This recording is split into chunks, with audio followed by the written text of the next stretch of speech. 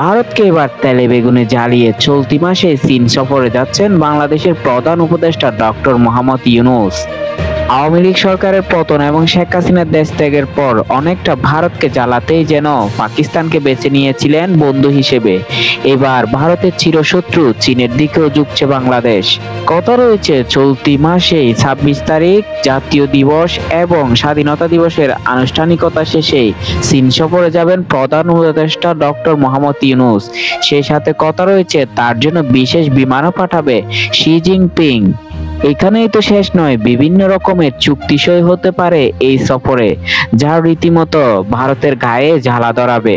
তিস্তা চুক্তি সহ বিভিন্ন ধরনের চুক্তি যখন ভারত করতে চাইছিল না, ঠিক সেই সময় তিস্তার বিপরীত মুখে বাদ দেওয়ার যে পরিকল্পনা তা কিন্তু চীন থেকেই এসেছে।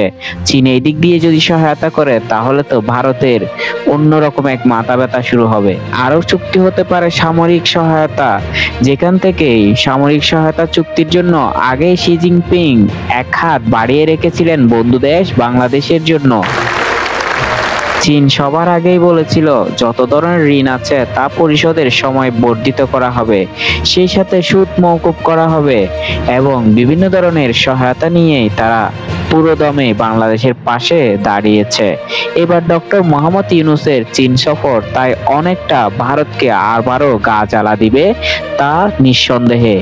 ডক্টর ইউনূস সরকার দায়িত্ব নেওয়ার পর থেকেই বাংলাদেশের সাথে বৈশ্বিক রাজনীতি এবং বৈশ্বিক সম্পর্ক যেন অন্যরকম মাত্রায় রূপ নেয়। ইউরোপের দেশগুলো থেকে শুরু করে আমেরিকা এবং চীন সব দেশ বাংলাদেশের পিছনেই যেন হুমড়ি খেয়ে পড়ে বন্ধুত্ব করার জন্য। এবার তার ব্যর্থই করছে না, চীনও তাই এগিয়ে এলো। চীনের এই সফরে ভারতের মাথা ব্যথা শুরু হলেও বাংলাদেশের জন্য যে ভালো কিছু বয়ে আনতে যাচ্ছেন ডক্টর মোহাম্মদ ইউনূস তা এখন নিঃসন্দেহে বলা চলে। তাই এখন দেখার অপেক্ষায় ভারতের কি হাল হয় এবং বাংলাদেশ চীন সম্পর্ক কতদূর এগোয়।